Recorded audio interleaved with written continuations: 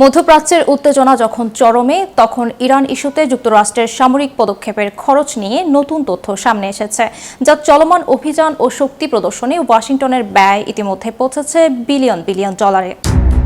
2026 সালে বিশ্বের চলমান অস্থিরতার মাঝে মধ্যপ্রাচ্যের উত্তেজনা এখন তুঙ্গে। ইরানে হামলা আর সামরিক শক্তি প্রদর্শনে পকেট খালি হচ্ছে যুক্তরাষ্ট্রের। সম্প্রতি দেশটির পার্লামেন্টের প্রতিরক্ষা কমিটিকে দেওয়া তথ্যে দেখা গেছে, এই অভিযানে এখন পর্যন্ত ওয়াশিংটনের খরচ হয়েছে অন্তত $25 বিলিয়ন।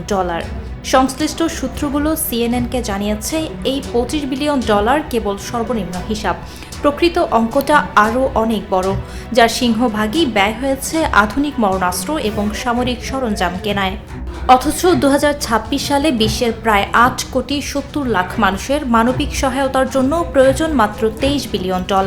অর্থাৎ ইরানে একটি নির্দিষ্ট অভিযানে যুক্তরাষ্ট্র যে অর্থ খরচ করেছে, তার চেয়েও কম অর্থ দিয়ে 9 কোটি মানুষের জীবন রক্ষা করা সম্ভব হতো। মানবিক সংস্থাগুলোর আকুতি, $23 বিলিয়ন থাকলে আমাদের কাছে 8,70,00,000 জীবন রক্ষার সুযোগ থাকত। অর্থাৎ এই বিশাল বাজেট যদি অস্ত্রের বদলে মানুষের জন্য ব্যবহৃত হতো, তবে রক্ষা পেত অগণিত প্রাণ।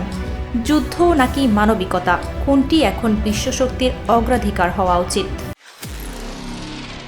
নিরপেক্ষ, সত্য প্রকাশে আপোষহীন।